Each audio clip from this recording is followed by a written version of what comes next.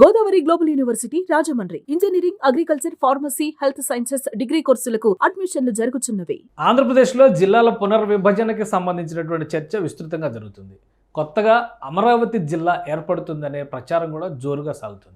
అసలు మంత్రివర్గ ఉపసంఘం ముందరకు వచ్చినటువంటి ప్రతిపాదనలు ఏంటి, అమరావతి జిల్లా ఏర్పాటు చేయడానికి ఉన్నటువంటి అవకాశాలు ఏంటి, ఒకసారి పరిశీలించేటువంటి ప్రయత్నం చేద్దాం. ఆంధ్రప్రదేశ్ ప్రస్తుతం 26 జిల్లాల రాష్ట్రంగా కనిపిస్తుంది. 26 జిల్లాలని విభజించడానికి గతంలో ఉన్నటువంటి వైఎస్ఆర్సీపీ ప్రభుత్వం వేసినటువంటి ఒకే ఒక్క ప్రాథమిక సూత్రం ప్రతి పార్లమెంటు నియోజకవర్గాన్ని జిల్లా కింద విభజించాలి అనేటువంటి ప్రతిపాదన. ఇది ఆంధ్రప్రదేశ్లో పార్లమెంటరీ నియోజకవర్గాల మ్యాప్ ప్రతి పార్లమెంట్ నియోజకవర్గాన్ని ఒక జిల్లాగా మలచడంతో జరిగినటువంటి ఒకే ఒక స్వల్పమైనటువంటి మార్పు అరకు జిల్లా మాత్రమే 2 భాగాలుగా వచ్చింది. అందుకే అది 26 జిల్లాల రాష్ట్రంగా ఆవిర్భవించింది. అంటే ఈ విధంగా ఆవిర్భవించింది. అరకు జిల్లాని 2 భాగాలుగా చేయడం ద్వారా ఇటు పార్వతీపురం మన్యం జిల్లా ఏర్పడింది, అలానే అల్లూరు సీతారామరాజు జిల్లా ఏర్పడింది. అక్కడ పార్వతీపురం హెడ్ క్వార్టర్స్, ఇక్కడ పాడేరు హెడ్ క్వార్టర్స్గా ఉంది.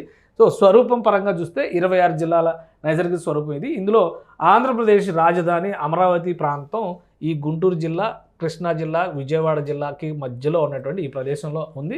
ఇప్పుడు దీన్ని ఒక జిల్లా చేయడానికి ఎంతవరకు పాసిబిలిటీస్ ఉన్నాయి, ఇందులో ఏ నియోజకవర్గాలు రావచ్చు, ఒకసారి పరిశీలించేటువంటి ప్రయత్నం చేద్దాం. ఆంధ్రప్రదేశ్లో ఉన్నటువంటి జిల్లాల అసెంబ్లీ నియోజకవర్గాల మ్యాప్ ఒకసారి మనం పరిశీలిద్దాం. ఇది ఆంధ్రప్రదేశ్ అసెంబ్లీ నియోజకవర్గాల మ్యాప్, అఫీషియల్ మ్యాప్. ఇది ఎలక్షన్ కమిషన్ ఆఫ్ ఇండియా ఇచ్చినటువంటి మ్యాప్. నంబరింగ్ పరంగా చూస్తే మొత్తం 175 నియోజకవర్గాలు ఉన్నాయి.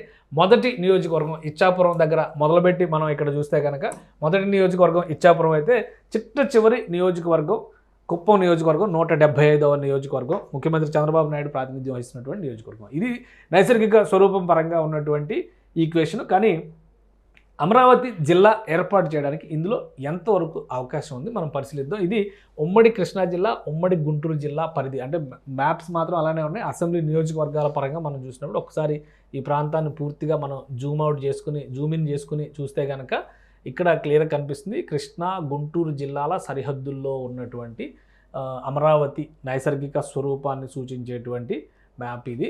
ఈ చిన్నది ఇది గుంటూరు జిల్లా, గుంటూరు నగరం, ఇది గుంటూరు సిటీ అనమాట. సో ఇది సిటీ కాబట్టి దీన్ని మనం ఎక్కువ ఈక్వేట్ చేయలేం. ఇక్కడ కనిపిస్తున్నది ఇది విజయవాడ సిటీ అనమాట.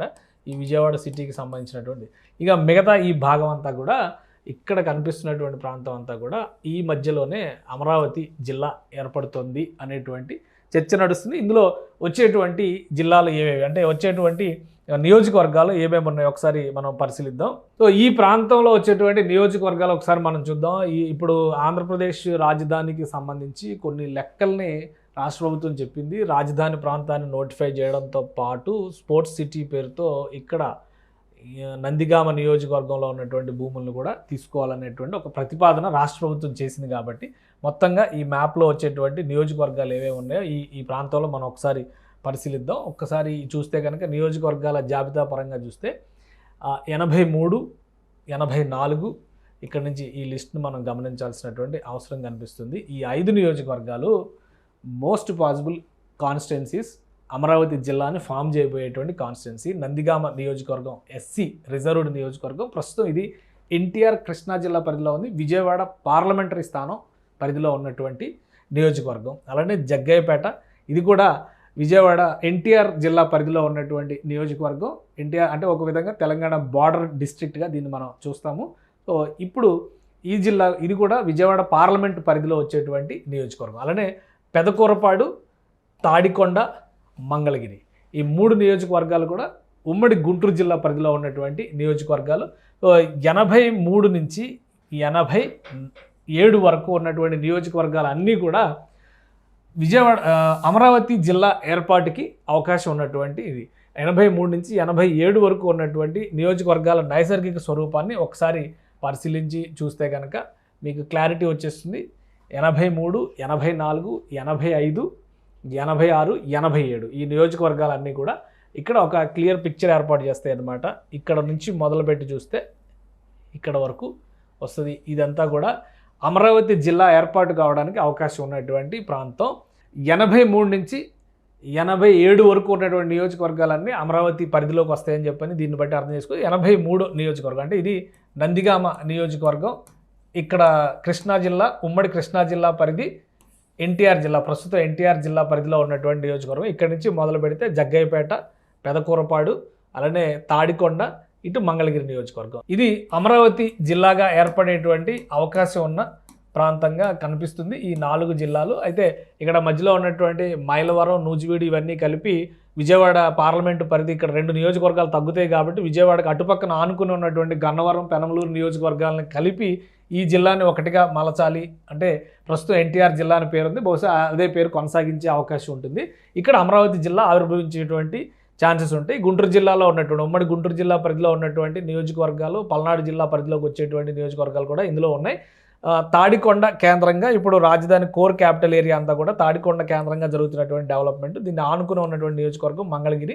సో ఈ మొత్తం జనాభా పరంగా చూసినా కానీ, రాబోయేటువంటి రోజుల్లో డెవలప్మెంట్ పరంగా చూసినా కానీ ఇది ఒక ముఖ్యమైనటువంటి జిల్లాగా క్యాపిటల్ డిస్ట్రిక్ట్గా మారేటువంటి అవకాశం ఉంటుంది. కాబట్టి ఖచ్చితంగా అమరావతి జిల్లా ఏర్పాటు చేయాలని చెప్పని ఆంధ్రప్రదేశ్ ప్రభుత్వం భావిస్తుంది. ముఖ్యమంత్రి చెప్పేటువంటి మాటలను బట్టి చూస్తే ఏ అంటే అమరావతి, పి అంటే పోలవరం అని పదే అంటున్నారు కాబట్టి అమరావతికి ఆ ప్రాధాన్యం ఇస్తారు. ఈ జిల్లా ఏర్పాటు తథ్యం అనేటువంటి సంకేతాలు కనిపిస్తున్నాయి. భవిష్యత్తును దృష్టిలో పెట్టుకొని దీన్ని మరింత వైశాల్యం కలిగిన జిల్లాగా మలచాలనేటువంటి ఆలోచన చేసిన కొన్ని రెవెన్యూ డివిజన్లను విభజించే ఛాన్స్ కూడా ఉందనే విషయాన్ని మర్చిపోవాల్సినటువంటి అవసరం లేదు. ఎందుకంటే మైలవరం దీన్ని ఆనుకునే ఉంటుంది. మైలవరం టు విజయవాడ కనెక్టివిటీ ఉండేటువంటి ఒకటే మార్గం NH65 హైదరాబాద్ హైవే కనెక్ట్ అయ్యేటువంటి ప్రాంతం కాబట్టి కొన్ని డివిజన్లని ఇటు మలిచినా కానీ ఆశ్చర్యపోవాల్సినటువంటి అవసరం లేదు. కానీ నియోజకవర్గాల పరంగా చూసినప్పుడు రేపొద్దున నియోజకవర్గాలు ఇవే ఉంటాయని గ్యారంటీ కూడా లేదు. ఎందుకంటే 225 నియోజకవర్గాలు భవిష్యత్తులో ఆంధ్రప్రదేశ్లో ఏర్పడేటువంటి అవకాశం ఉంది. 2027 జనాభా లెక్కలు పూర్తయిన తర్వాత ఈ డీలిమిటేషన్ ప్రాసెస్ కూడా స్టార్ట్ అవుతుంది. కాబట్టి నియోజకవర్గాలు జిల్లాల ఏర్పాటులో ఎట్టి పరిస్థితుల్లో ప్రాతిపదిక కారాదు అనేటువంటి ఆలోచనతోనే కేబినెట్ సబ్ కమిటీ వర్కౌట్ చేసినట్టుగా తెలుస్తుంది. అవసరమైతే కొన్ని డివిజన్లను బదలాయించడం ద్వారా నైసర్గిక స్వరూపానికి ఒక స్పష్టత ఇచ్చేటువంటి ఛాన్సెస్ కనిపిస్తున్నాయి. కానీ అమరావతి జిల్లా ఏర్పాటు చేయడం మాత్రం ఖాయంగా కనిపిస్తుంది. సుమన్ టీవీలో మీ పర్సనల్ అండ్ బిజినెస్ ప్రమోషన్స్ కోసం కింది నెంబర్కి కాంటాక్ట్ చేయండి.